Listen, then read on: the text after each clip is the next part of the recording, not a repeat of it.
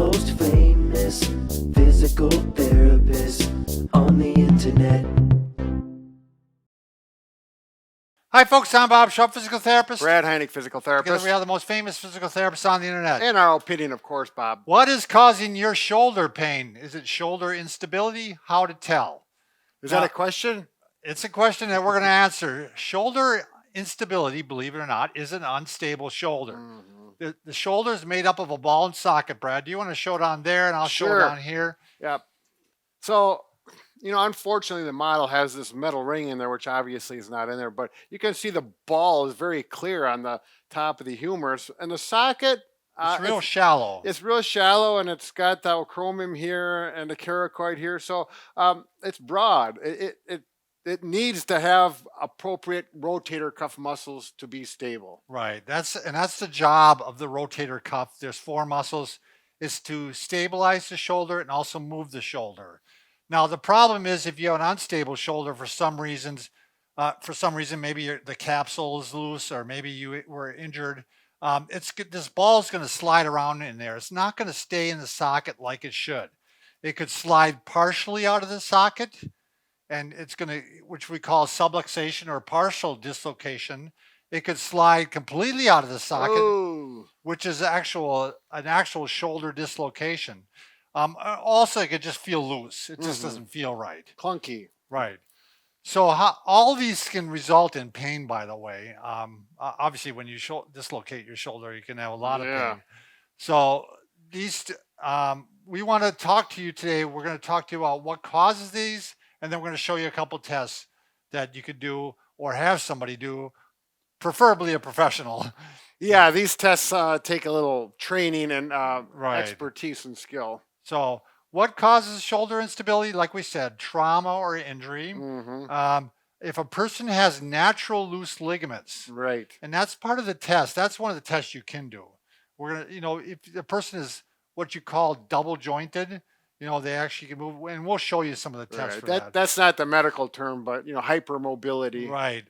Athletes, especially athletes. I have a nephew that he's a volleyball player, and he's externally rotating all the time. So he's got hyper movement this way, and he actually lacked motion this way. Sure. So you also find it with pitchers and swimmers. Sure. Sometimes you'll find a little hypermobility on them too. You're not hypermobile though. No. You're hypomobile. So, all right, the signs. We're going to go over the test here.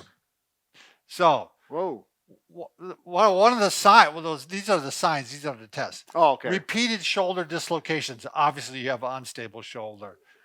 Repeated feelings of the shoulder giving away like it's coming out of the socket. Yeah, and you can feel it, or sometimes even hear like it clunks over that. There's a labrum that stabilizes it partially, kind of goes over that. I've felt it on patients many times where you get that, and we'll show that test. I have a friend that drives race cars, and he has an unstable shoulder. It was from a race car accident, actually. He's still driving? He's still driving, so...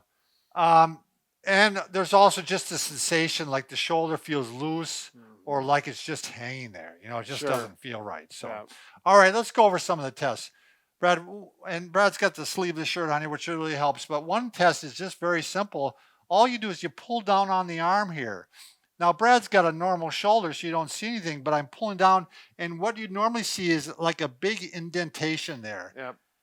They call it the sulcus sign. They call it the sulcus sign. And actually right here below the chromium, it'd be like this. When you pull down and it drops. And now this is exaggerating, but then you can see the skin drop in right about there. Yeah, where Brad and I see it quite a bit actually is on stroke patients. Exactly. They've lost the strength in the shoulder. Yep.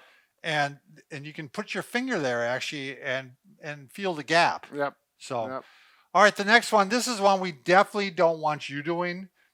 This is one that you want a professional doing. Sure. And he'd do it either with you sitting or with you laying down on the bed. Sure. So basically, he's going to take your arm out to 90, the shoulder out to 90 degrees, the elbow's at 90 degrees, and he's going to pull it back this way. Yep. And it's called the apprehension sign because the person, if you have a dislocated, prone to dislocating your shoulder, you're going to be very apprehensive.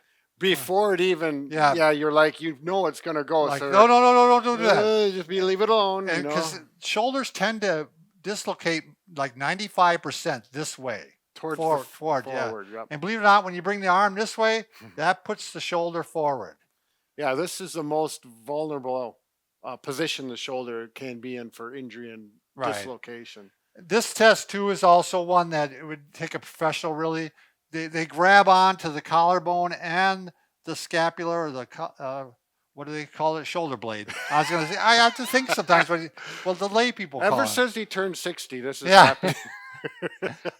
So you grab onto those and you're just going to grab onto the shoulder. I'm just trying to move it back and forth. Yep. Get a sense. And when you work with, so I'm grabbing the collarbone. Yeah, do it from that side. Yeah. Maybe they can see better. So I'm grabbing the collarbone and the shoulder blade at the same time. And see, I'm just grabbing this and pushing it back and forth. Seems very simple, but that's what you're doing. Yeah. It's a little harder when you're grabbing through Yeah. skin and muscle and all that stuff. Right, It takes a little right. practice. So the final one is certainly one that you can do yourself. And that's just to see, are you basically double jointed or hypermobile Sure. in other joints? If you're hypermobile in other joints, it's very likely you're hypermobile in your shoulder too. So one, I just have people take their thumb and try to put it on their forearm. I mean, I can't even get close. Yeah, I see, it's funny. I just had a knee patient and he had dislocated his knee, the patella. And I was thinking, well, what I'm going to test on him, I'm going to test his hypermobility. Boop, he put it right down there, and you can test elbow extension. Right. A lot of times they start to bend the elbow in the opposite direction. Right. You see it on some women, even when they're not hypermobile. That Just women? yeah, the way their angulation. Just yeah. yeah. I've got a friend. He happens to be a male though, but if he goes like this and he puts weight, it is just. Oh. It makes you want to go. Doesn't that hurt when you do that? And he does it on purpose to. Sure, just to mess with people. Yeah. But you can also do the knee. Pretty much every joint would be hypermobile. The knee looks going backwards. Hyperextend the other way. So those are the tests you could do. If you have a hypermobile shoulder, unfortunately, really probably the only thing that we're going to suggest to you in our exercise section is to do strengthening. Right. Some rotator cuff strengthening. So you're going to go to the video that's just purely on strengthening. Right. And avoid all the other ones. And it's going to be different than if you're thinking on going to the gym and doing military press and bench press. We're going to be more specific. Yeah, we're specific, trying to get the rotator cuff muscles to kick in and stabilize. Very good. All right, thanks for watching.